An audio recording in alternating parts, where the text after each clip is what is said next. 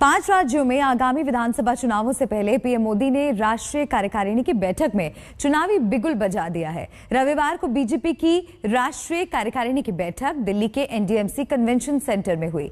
Meeting में वैसे तो देश दुनिया के कई मुद्दों पर चर्चाएं हुई, लेकिन बैठक का मुख्य फोकस रहा आगामी विधानसभा चुनावों में बीजेपी की रणनीति बनाना। बीजेपी राष्ट्रीय कार्यकारिणी की बैठक में वैसे तो मुद्दों की कोई कमी नहीं थी। कोरोना, 100 करोड़ वैक्सीनेशन, राम मंदिर, मुफ्त राशन, कश्मीर का विकास वगैरह वगैरह। लेकिन बैठक का मुख्य एजेंडा क्लियर था, 5 राज्यों में होने जा रहे विधानसभा चुनाव। राज्य सरकारों के द्वारा जो 5 साल में अभूतपूर्व कार्य किए गए हैं, उनका व्रत मुख्यमंत्रियों के द्वारा रखा गया। भारतीय जनता पार्टी के 5 राज्यों के चुनावी व्रत निवेदन के बाद आज के इस कार्यकारिणी का समापन संबोधन माननीय प्रधानमंत्री जी ने किया और माननीय प्रधानमंत्री जी ने अपने बहुत प्रेरक और महत्वपूर्ण संदेश में आने वाले समय में भारतीय जनता पार्टी की कार्यनीति को बनाने के लिए एक बड़ा मंत्र सभी कार्यकर्ताओं को दिया। अगले साल यानी 2022 में 5 राज्यों में चुनाव होने वाले हैं, जिसमें गोवा, पंजाब, उत्तर प्रदेश, उत्तराखंड और मणिपुर शामिल है। लेकिन बीजेपी का सबसे ज्यादा फोकस उत्तर प्रदेश चुनाव पर है। इसीलिए आगामी चुनावों से जुड़ा एक राजनीतिक प्रस्ताव पेश करने के लिए मुख्यमंत्री योगी आदित्यनाथ को चुना गया।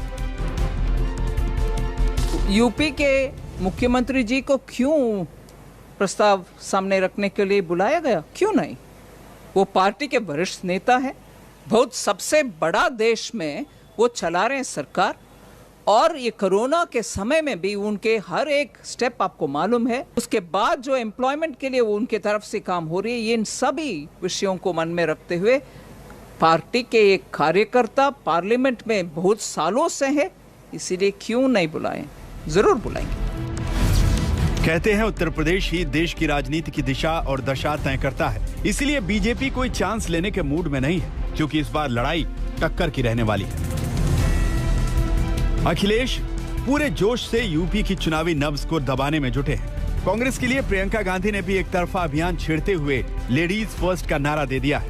उधर मायावती भी 2007 की सोशल इंजीनियरिंग वाला करिश्मा दोहराने की हसरत पाले बैठी है।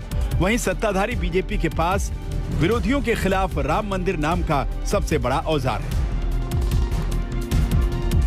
आज बीजेपी की कार्यकारिणी बैठक का टॉप राजनीतिक एजेंडा भी यूपी का चुनाव ही था, जिसमें बीजेपी का टारगेट सीएम योगी पहले ही सेट करके बैठे हैं।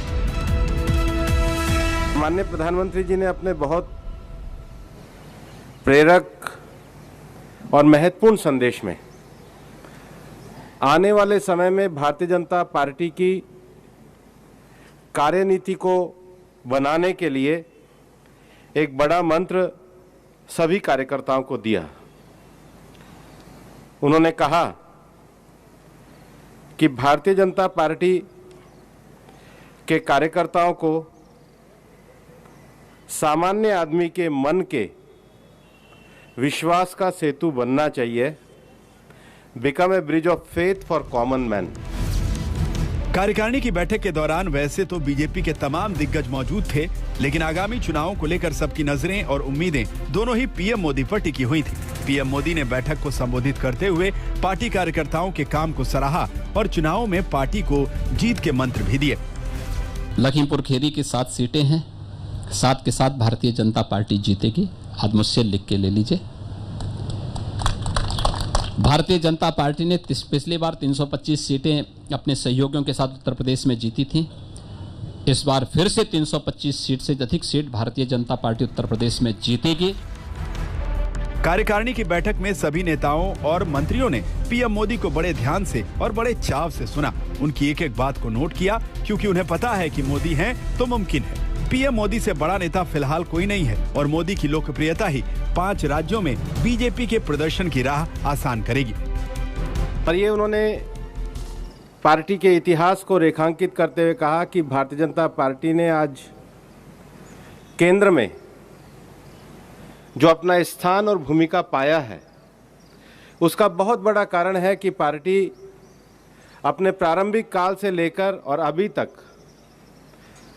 सामान्य व्यक्ति के साथ हमेशा जुड़ी हुई रहती है। भारतीय जनता पार्टी कोई परिवार आधारित पार्टी नहीं है और इसलिए पार्टी जिन वैल्यूज़ को लेके चली है उसमें सेवा, संकल्प और समर्पण से जुड़कर पार्टी के कार्यकर्ताओं की कड़ी मेहनत और परिश्रम के कारण हम आगे बढ़े हैं। कार्यकारिणी की बैठक में बीजेपी नेताओं का उत्साह साफ दिख रहा था।